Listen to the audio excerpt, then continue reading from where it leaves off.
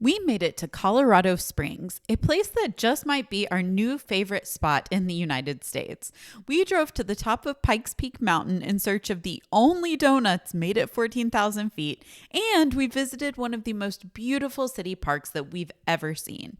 While we expected to fall in love with the city, we still did not expect this level of epic views.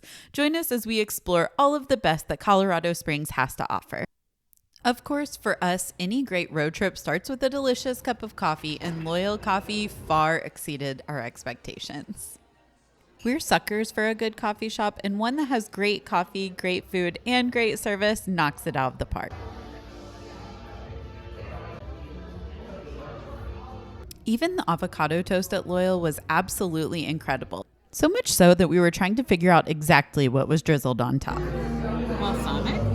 I think it's like a lemon honey or something. It turns out we were both right. It was actually a combination of honey and malt vinegar that was seriously divine. And we loved this coffee shop. Definitely go to Loyal if you're in Colorado Springs.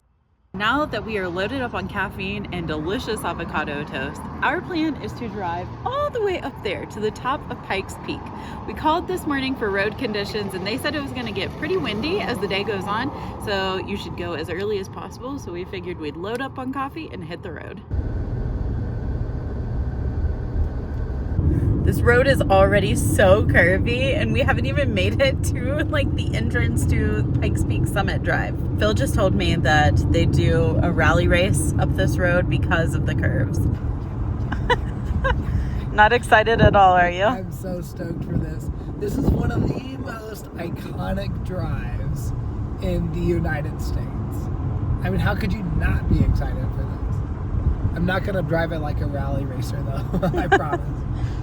We've heard that there is a donut shop at the summit. So our plan is to go and get donuts at the top because it is the only place where they make donuts at 14,000 feet, which apparently really impacts the way that you make donuts. And so they had to come up with a whole new system of making these donuts. And if you save it for the way down, it completely like deflates the donut and gives it a different texture completely. So you have to eat it at the top.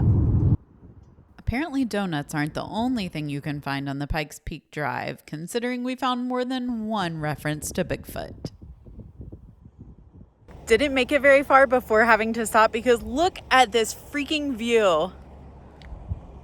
Absolutely incredible. This is gorgeous.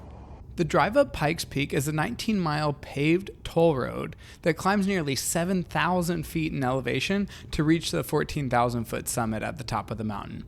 It generally takes about 2 to 3 hours to drive it and requires reservations during the busy season from late May through September, but it is worth it. The weather is always a toss-up, so make sure to call the hotline for road conditions. We hit the jackpot with a perfectly clear and warm day in late spring. This man is giddy. I love this drive so much. It is probably in the top 3 best drives I've ever done. It's gorgeous. It's so beautiful. I'm really glad we did this. Yeah. I would say if you're coming to Colorado Springs, this is a must do. It is so worth it. There are people skiing way at the top of this, and it looks like it is straight down, which blows my mind. Impressive, honestly. While you were out there, I could hear the skiers coming down the mountain just going, woohoo! Which is so fun. The farther you climb up Pikes Peak, the more you're rewarded with gorgeous, sweeping views everywhere you look.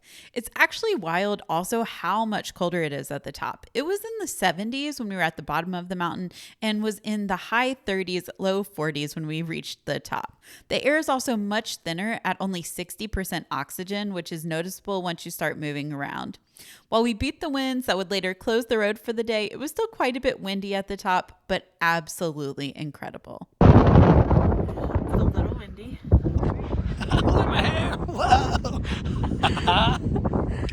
The visitor center is gorgeous and has plenty of opportunities to soak up the views every way you look. But just be warned that apparently you aren't supposed to drink from the toilet. I feel like you shouldn't necessarily have to tell people not to drink out the toilet bowl. It's Donut time. Now, these precious donuts are, of course, protected by Bigfoot, but we were able to sneak past and grab a couple so we could try them.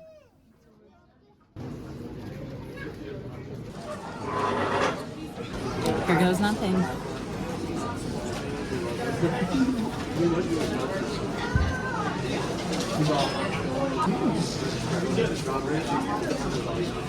It's very fluffy and crisp on the outside. And it's warm, which is nice. At the end of the day, it is a donut, but a good donut. Honestly, we heard somebody online saying the donuts were not very good. I think they're pretty good. The texture is delicious, honestly. The inside doesn't have like a ton of flavor, but the cinnamon sugar, good God, it's good.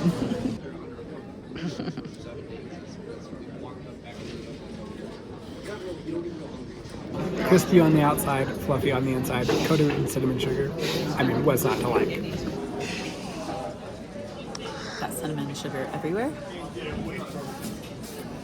I got this, a Sasquatch or Bigfoot holding a donut. That is definitely going in my water bottle. Honestly, the donuts are delicious and they're a part of the shtick. You just have to do it if you make it up to the Pikes Peak. Even if you're like us and you just decide to drive it and not exactly work for the donuts by skiing or hiking or biking, it's still part of the experience. I feel like it's a must do if you come up to Pikes Peak. You can actually come by rail too through this train that starts in Manitou Springs. It's a really cool part of the experience, but it is a little more costly. So if you're on a budget like us, driving up the mountain is the way to go. Before we left, we knew we had to fill our water bottles up with some fresh mountain spring water available in the visitor center.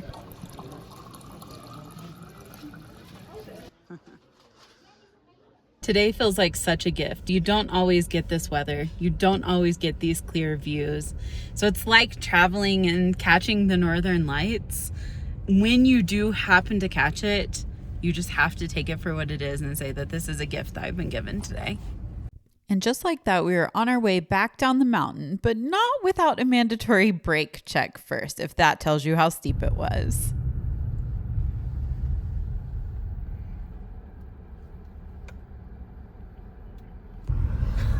They do a brake check to make sure that your brakes aren't overheated before you continue down the mountain. He said just under 200. Good job. Has to be under 300 to continue, and Phil is very into managing the gears in a way that preserves the brakes, and so he feels great about the gold star he just got from the Ranger. I used to drive a stick, so done this before.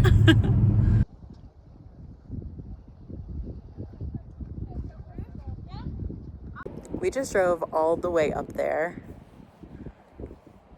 That's so crazy. It already feels so much warmer down here again. I'm about to lose the jacket. After all the hard work we did driving up the mountain, we were ready for some food. And while we shared a burger in Denver, we weren't quite ready to give up the whole Colorado cheeseburger thing, so we headed straight to the Skirted Heifer, where they grill the burgers in a gigantic mound of cheese. It was so delicious, but also kind of a lot. Totally would do it again, but we're definitely glad to have split the burger on this one. Oh my gosh.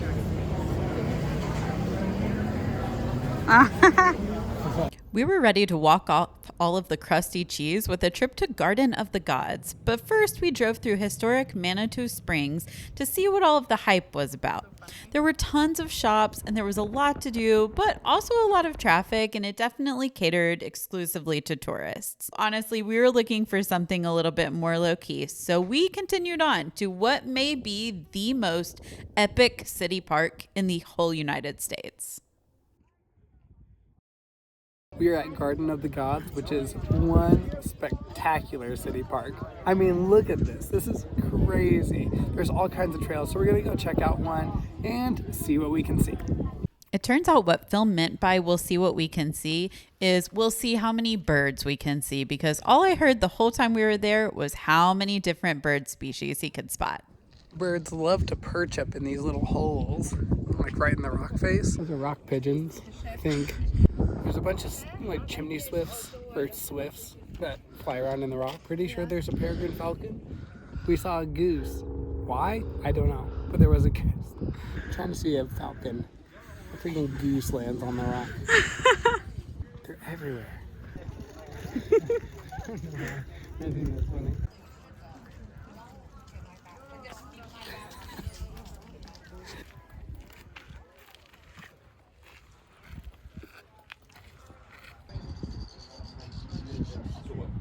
You loving it? I am. Pretty awesome. Also, if you're a climber, apparently they have permits that you can actually climb some of these rocks, which would be really cool if that's something that you're into. So plan ahead. Even though we stayed at Garden of the Gods for quite some time, honestly, we would have liked to have stayed even longer. There is so much to see and so much to explore, but a storm rained us out. So we headed back into town for dinner at 503W, which was absolutely delicious. We had bao buns, chicken bowls, everything was so fresh and so uniquely flavored. Then we had ice cream at Josh and John's. And I'm not a huge ice cream person, but this ice cream was some of the best I have ever had. That hot fudge, I've seriously been dreaming about it ever since. So if you're in Colorado Springs, you need to go check out these places. The next morning, we did something that we usually don't do on trips, but are so glad we prioritized on this one.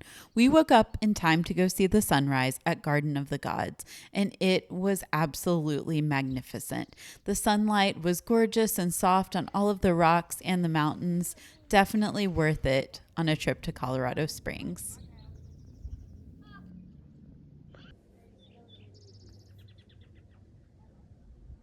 Now that we've had the best day in Colorado Springs, visiting Pikes Peak all the way at the summit and Garden of the Gods, it's time to head home from our Colorado adventure. Yeah, Colorado Springs is now definitely seated near the top of places that we've been to in Colorado, and we would definitely recommend it because there's so much to see. Yeah, so if you enjoyed this video, give us a thumbs up and subscribe to our channel to see where we're headed next. We'll see you next time. Bye. Look, a wild Bigfoot. Rude. I did cross the road though. Do you like that statue? No, it's creepy. That is a villain. I'm pretty sure I saw a peregrine falcon earlier. And there's Dev. Did not tell me you were gonna go by. If you listen really carefully, you can hear some of the skiers woohooing, woohooing, woohooing.